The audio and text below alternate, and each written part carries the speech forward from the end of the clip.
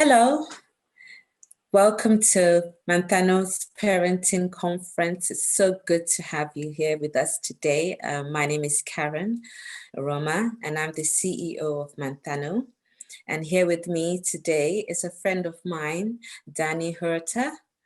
Danny, you are so welcome. Welcome to Manthano's Parenting Conference. It's so good to have you and to have you on board for this session today. Boy, what an honor, a privilege it is to be with you. It's a gift to be invited to this, Karen. Thank you so much. Oh, we are eagerly awaiting what you have to share. So we want to say thank you to Danny. Danny HUERTA is the Vice President of Parenting and Youth for Focus on the Family, overseeing the organization's initiatives to help equip parents, disciple and mentor the next generation so that children can thrive in Christ. He's a bilingual licensed clinical social worker, as well as a counselor, providing families with practical parenting advice. He also works as a spokesperson in the treatment of ADHD, conflict resolution, self-esteem, anxiety, depression, trauma, communication, media discernment, the brain, and healthy sexuality. He's here to discuss his new book, 7 Traits of Effective Parenting. Wow, Danny, that is a mouthful. You do a lot of work for the community, don't you? Yeah, I love people. I love family. I'm a dad of 3 teens and have been married for over 23 years. 2 of my most important roles on this planet at this point, and love that wholeheartedly. I love to serve my family, focus on the family for the time God has me here. And you know, one thing in doing therapy with families, I love to enter those moments with families in those difficult places, and that's been a rich invitation for me for the past 20 years. And you know, I was thinking, Karen, it's just so amazing that I don't have to fly to the UK. I don't have to. We're right here. I'm in the US. You're in the Amazing. US. We're talking. I'm always amazed by that.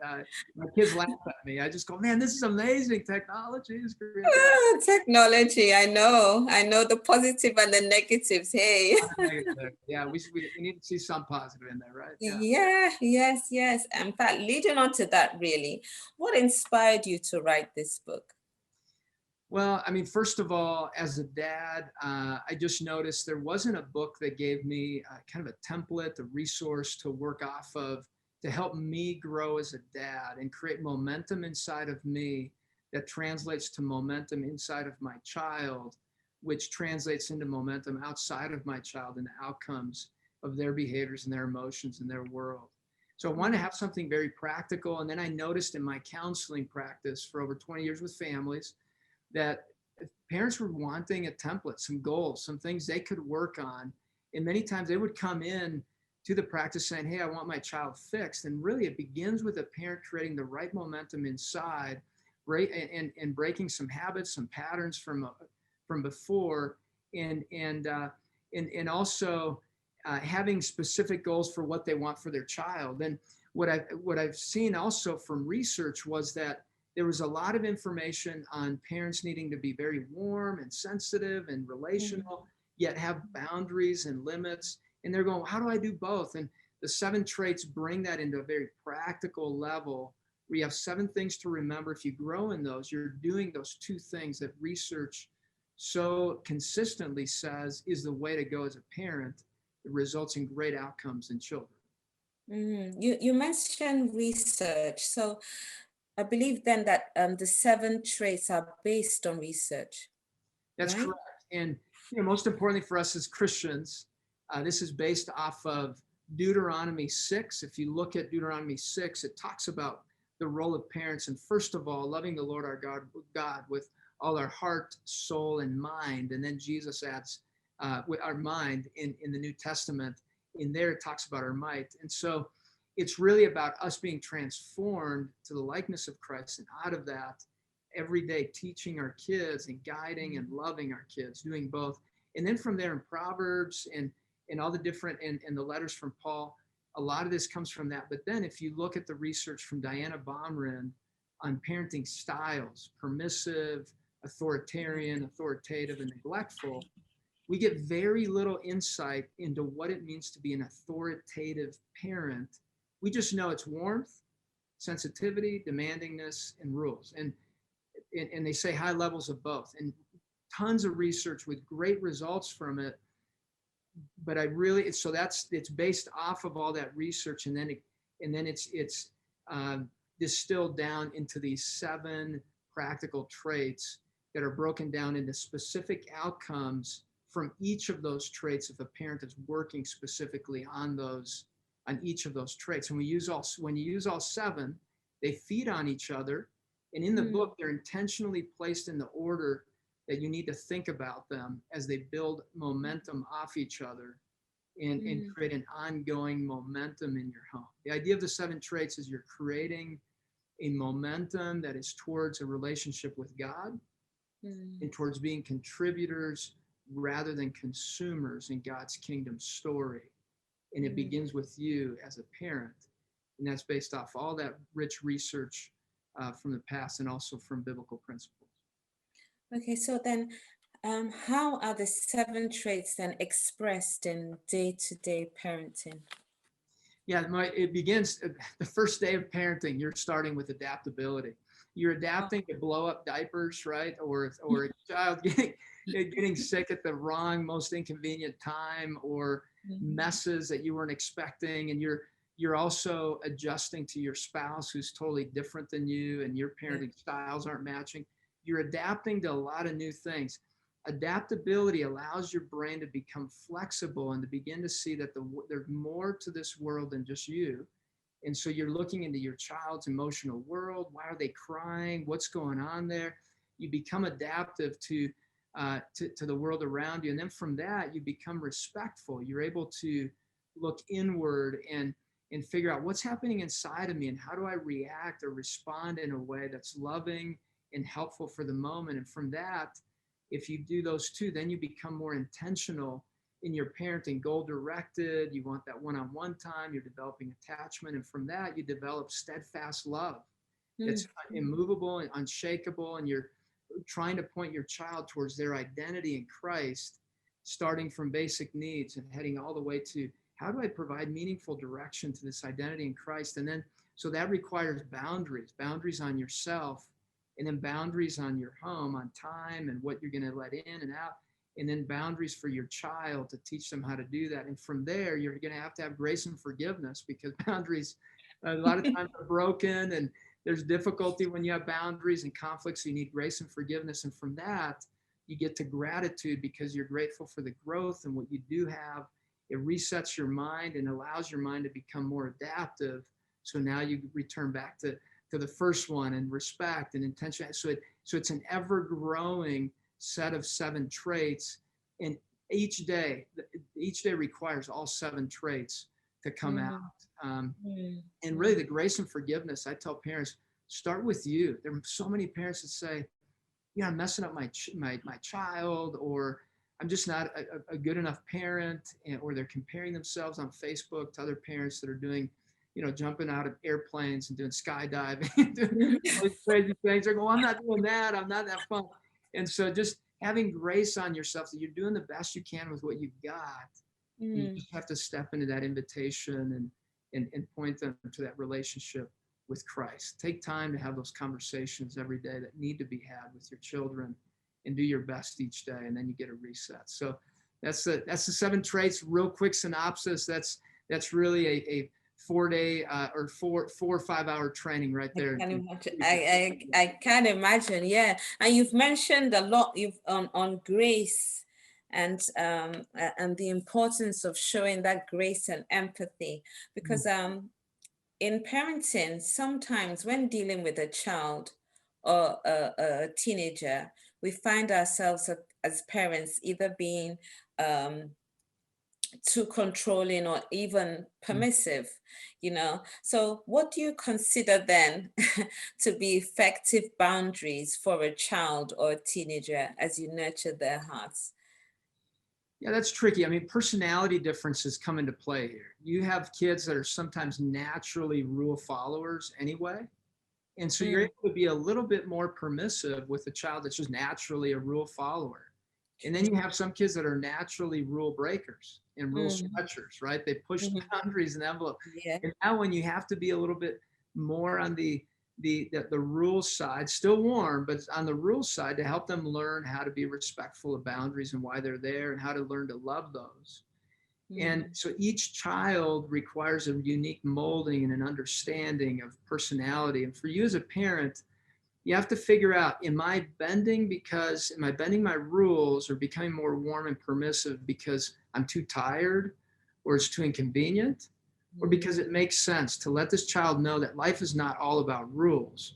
There's also relationship and warmth, and they need to learn that side of things because they may become very critical and judgmental in their development if they start to see that they're not following the rules and I'm better because I follow rules. You need to mold that as well and nurture their heart towards a humble heart within the rule context. And the kids that don't see the rules as important to them, you want to help them see the relational component to rules, that we yeah. live in a community between us and we need those boundaries, and the rules are there for a purpose out of respect and love for others. And in our relationship with Christ, obedience means freedom. Yeah. And servants of God learned to love those rules because they guided them towards the direction they needed to go. And Mm, some kids picture rules as freedom takers, and you want to nurture that heart and help them see that. So for a parent, it's not an easy, oh, well, you need to have both, and you're authoritative and you have 7 traits, it's all perfect. It's not like that. It's you're working on these. Adaptability is all about that. You're learning about your child, what they're mm, needing, respecting that, figuring out what they're triggering inside of you so that you come in purposefully in intentionality, and you're able to steadfastly love them mm, through the mm, difficult times and point towards boundaries. And that if you have that relational component, you will get discernment on what boundaries make sense for those situations and personalities. that is so, so true. That's so, so true. A relationship is so, so important too. Yeah. Yeah. And Karen, one thing to add there that'd be helpful for parents. Sometimes parents love the peacemakers, right? The peacemaker children. They just want everybody to get along. They're in the background. They're not creating issues. Many times they're passive aggressive, and they will surprise you. Those are the ones that 2 years down the road you go, you were doing what? But And they do yeah. in a very quiet way. They're doing their own thing because they've gained the trust of all the authority and all the parents, Mm, and they're finding freedom getting away with things. And so mm, if you have a peacemaker child, make sure that you're creating some accountability there, not just because they're under the radar, letting them just kind of float through. They need guidance just as much as the other ones that are challenging the boundaries or the ones that are holding the boundaries fast. Those yeah. peacemakers that are under the radar, make sure you check in with them and you really pay attention to the way they've been able to manipulate situations. That's so true because, a child that's challenging boundaries, at least you get to know what's the issues in their hearts. But for a peacemaker, you're thinking on the outward, they're good, they're well behaved. Oh, that, tick, tick, tick, tick. And I guess that's why God says he looks at the heart. Man looks at the outward appearance. Yeah, Yeah, and the yeah. peacemakers learn how to manipulate emotion because they're anxious, they're nervous about people's emotions. They don't like Mm, conflict, but they've mm, learned how to everybody be happy. I don't want anybody disappointed. So I know what I need to say or do in order to not create that in you. And they learn that instead of learning how to do the right things in order to mm, naturally create that. They mm, manufacture sometimes the emotions they want. So mm, important note for parents to have. Important to note, yes. Yeah.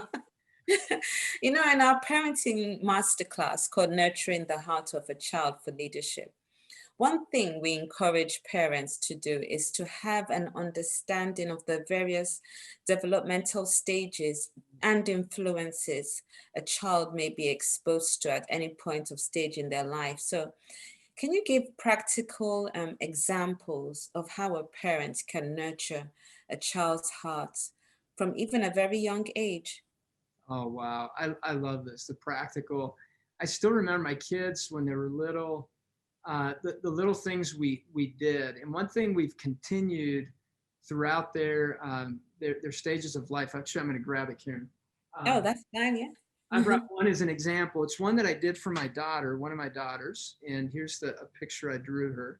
And Oh, I wrote just descriptions, observations of who she is. And this is her little book that's at her place at the kitchen table. I asked her today, hey, can I take this? I want to show and tell for me, right? And so in there. When did you say you did that? When was that? I started that when she was really little. She really still little. has the book. Amazing. And so it's a little book where I write notes to her. She writes to me. My wife has her book. My son has his. Our new daughter has hers as well. And so we have these little books, and it's us speaking truths into them. And my daughter just loved the drawings. She'd go, Dad, do me another drawing. And so like I drew one that says, I love you this much, right? And yeah. And so she looked forward to that. And so it was those little things. What you want to realize when you're speaking to a child's heart, it's not the big things, the little things that are consistent and repetitive, that are meaningful, that are really going to stick out in a child's memory. That's why traditions, and when we remember birthdays and Christmas, it's repeated, right? Sometimes as parents, we think we need to do these splashy, amazing trips and things, and that's not it. They'll love that, but it's these little tiny things. With my son and daughter at an early age, I would do that, what's called a high five. And still do this as teenagers, and sometimes ask for 10. But when I do the high five, it's in the book. What you can do is say, here are the 5 things that I noticed about you, or here are 5 things that I love about you. And I'll go through each 5, and they'll, okay, Dad, can you do 10? Can you do and sometimes they'll give me a high five back, but that's right before they go to bed. I tell them, I want you to be thinking about these truths while you go to bed, because I want your mind to really kind of marinate in that as you go to sleep, and as you wake up, you're energized by those life-giving words. And so a tool with the kids all along, I'll have this as a resource for parents when I go talk to families. It's called Life-Giving Words. It's just some initial ideas of what are some words that could give life in your home. And those are not fake words like, hey, you're good at that. That's not it. It's correction can even be life-giving. And so talking about what does it mean to be life-giving, and you can start off early in life, having your 5 or 6-year-old let you know what words create a certain momentum inside, right? If someone says, hey, you look handsome today, woo, all of a sudden the momentum starts to kick in. Have them identify that and write those down. And then for you as a parent, hear the life-giving words, and then talk about correction life-giving words. Like, hey, that was not a good idea. You can do this instead. That's life-giving because you're redirecting towards life. And one of the other exercises is the looking inside word list. As early as you can do this for kids, here's an example. When I feel sad, I tend to choose to blame, roll my eyes, control others, become reactive, panic, give up, disconnect. You start to learn, when I feel this certain feeling, I tend to choose to do what?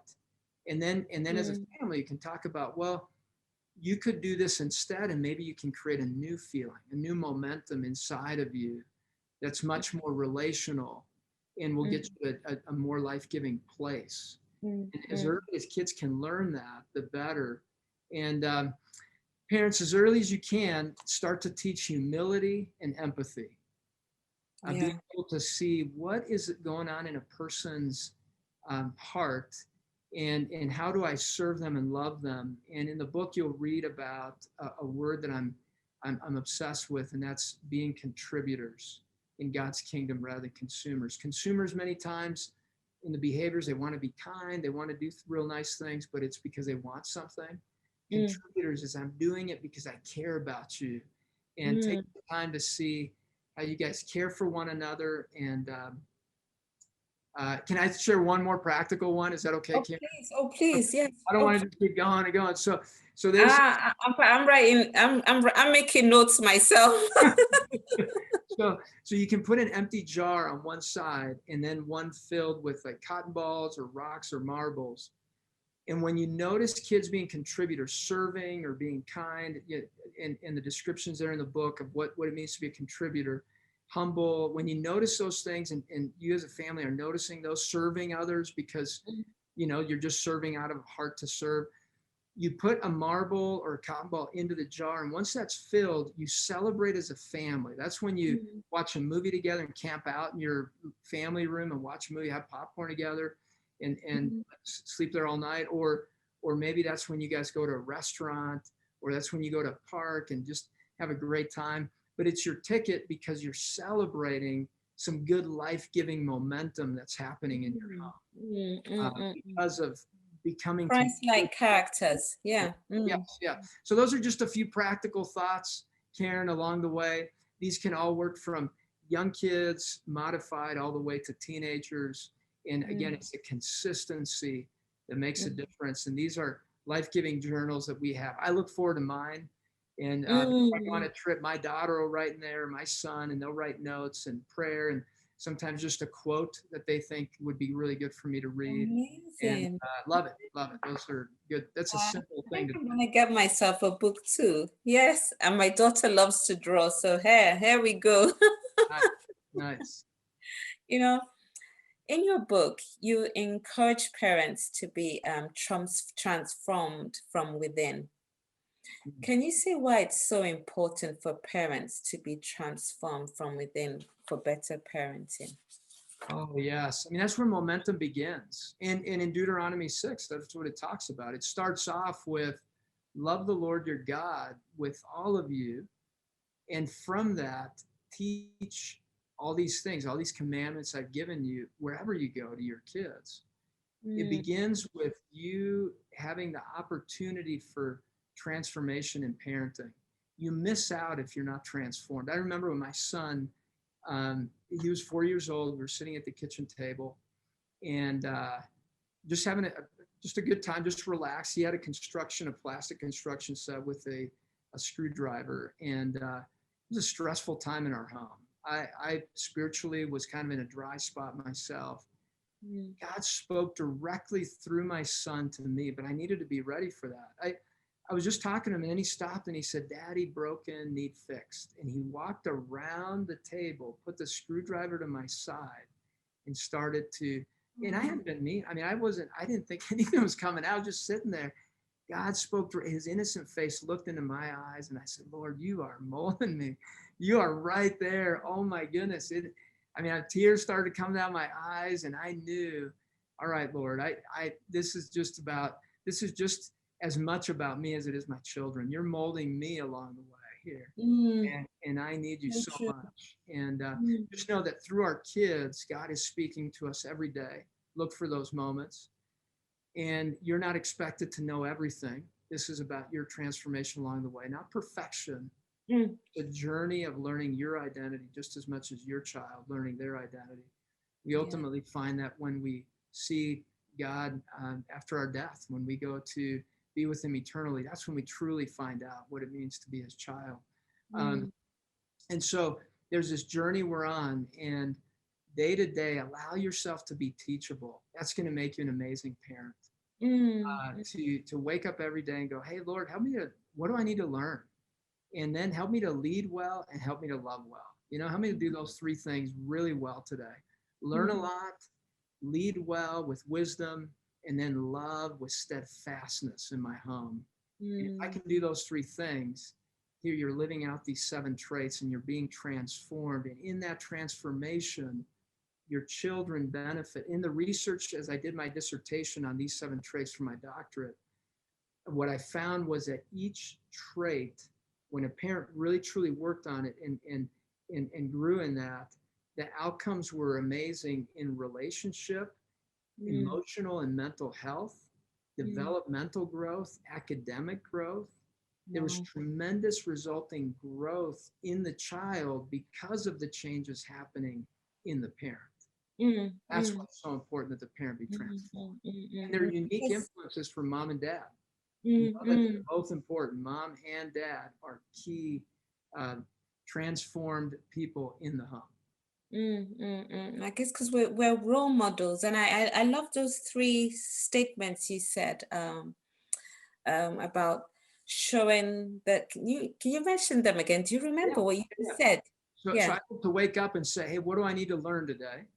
What Yes. is it that I need to learn? And then how can I lead out of wisdom? I want to lead well today out of wisdom. And then I want to love out of steadfastness. Yeah, and if your child even heard just those three statements alone, they're powerful because they're understanding that, no one is perfect. And even we ourselves, we are seeking to improve ourselves and to be more and more Christ-like each day. So I love that. I love those three statements, actually.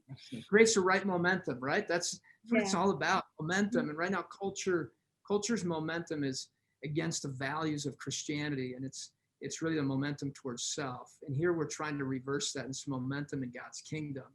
And with us having a humble heart and a very teachable one to allow momentum to take shape. So yeah, and that's why we become true leaders, really. Yes. Usable leaders. Right. That's right. Oh, thank you so much, Danny. I've really had a wonderful time. I could sit here just listening to you. And parents, Danny has a lot of resources, and you can get this book. If you just look at the link below this video, you'll find the link. Please access this link.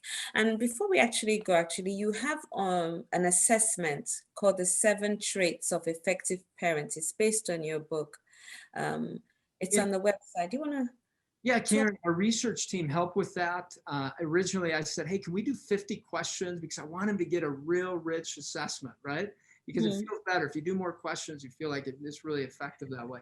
They said, hey, within 20 questions, we can have a very valid, reliable measurement. And I was like, wow. So the research team showed me that. And it just takes 5 to 7 minutes. It gives you feedback as to what your strengths are and how you can serve your family out of those strengths. And then it takes you on a journey of that, how to use your strengths for your family. And then it'll show you some of your weaknesses. And then from there, you can grow. And we can take you on that journey as well. And you can just go to focusonthefamily.com/7 traits, and then just a little hyphen, a little dash, and then UK. And we will provide that link, actually. And I have taken it myself, and I found it was a tremendous wealth of knowledge for me as a parent. So yes, please, parents, that is something that I would encourage each and every one of us to do. Can I throw one more nugget in? This is a fun one because I know you have a lot of parents of teenagers, and this is a fun like myself. Well, consistently parents love this one. They laugh at this one. Sometimes momentum as parents, we get stuck. So let's say you take the assessment and you're going, man, I'm just stuck with my teenager. We get into this conflict and we go our separate ways, or we get silent. What I encourage you to do is figure out the nonverbals that are getting in the way. And I talk about this one in the book. I call it the mirror technique. And you walk to a mirror when you guys are getting in a conflict, walk to a mirror, and you're going to resolve the conflict with each of you just looking at yourselves in the mirror. You're going to regulate you to make sure you are presenting yourself in the best way possible to actually create a bridge rather than a grenade between the two of you guys. You're going to create a bridge, and it takes 2 halves of the bridge to create that connection. And so the teenager needs to see their potentially disrespectful nonverbals that are triggering the parent, and the parent gets to manage their nonverbals that are triggering the teen. It's usually the case with teenagers and all those emotions trying to ooze out. Light or bright, yeah. Try to do that technique.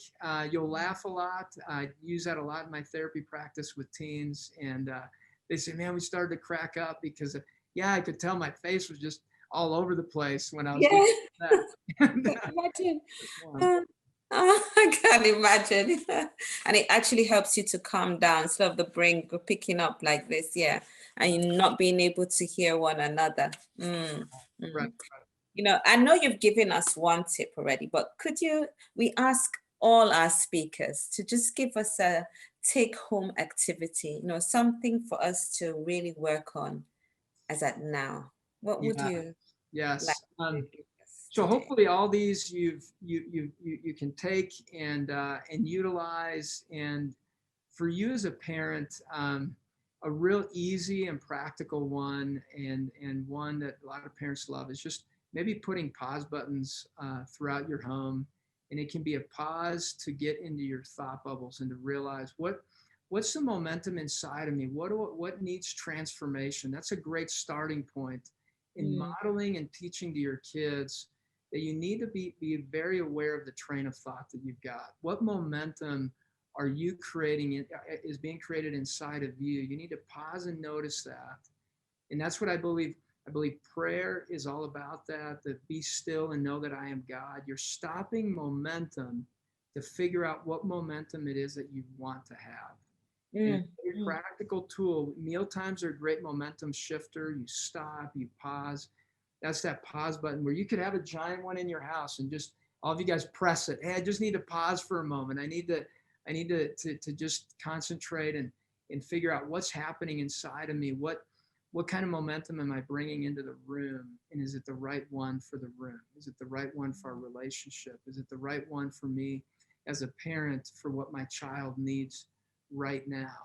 And as you recognize that and become better at that, your children will begin to learn that. mm, Say, hey, I just need to pause and be in my thought bubbles for a moment. My mm, train of thought seems to be going in the wrong direction, and I mm. need to stop the train. Be I really, still. I really want to hop on your train and listen to you carefully, and I can't right now. And so Mm, let's meet at the station in about 5 minutes after I've paused, and I can hop on your train and listen. Or I just need to change the direction of my train. My train of thought is really, there's a lot of emotion. I'm having a hard time. Though being able to talk about that openly is a great starting point for you to model to your kids that emotions and thoughts are critical to relationship going well in the home. mm, mm.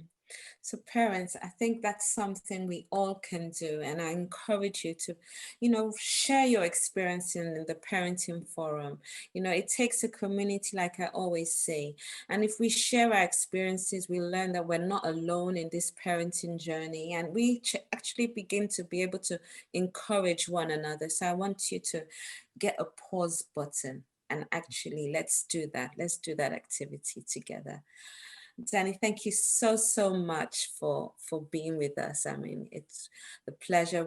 I've learned so much, and I'm really thankful for your book and for the many resources and activities you've given us today. Excellent. That Yes. was my heart in doing this book, was to provide as many practical tools for parents. It's a resource, not just a book you read front to back. It's a resource for you to go in and I want to try this activity. And then parents, use your creativity. You don't have to do it word for word on the activity. You know what your family needs. That's just a starting point for you. Be creative. You guys are amazing. I'd love to hear all your ideas on creative ways you could use those practical tools. Those are just ones that have worked well with the Mm, families that I've served and with my own family as well along the way. And really the heart of writing this book began way back in graduate school before I was a dad, and then wow. and then continued from there. And a lot of refinement took place as I became a dad, and that was where the heart really exploded. And then serving families and doing therapy, and all that has taken shape in the last 20 years, and now it's culminated with this book. And so I hope it's a service to you, and I want to read a word of blessing to you guys as parents. This is something I do in my own home, I do it in our church, and I do it in the talks when I speak to parents. So this is found in 2 Thessalonians chapter 3, verse 5, and then in verse 16. So receive this today as parents.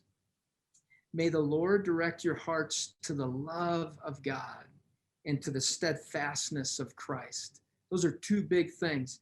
The love of God that's never ending, sacrificial love of God that has free refills, that is just powerful and transformative and life-giving. And then to the steadfastness, that resilience of Christ, that we know about at Easter time and all throughout, that Christ brought steadfastness that we can't even imagine. And then, so may God direct our hearts towards that. And then at the end, it says, now may the Lord of peace himself give you peace at all times in every way. The Lord be with you all. And so that's my prayer for you. Thank you for joining this time. What an honor it is to be with you. Thank you. Thank you so much.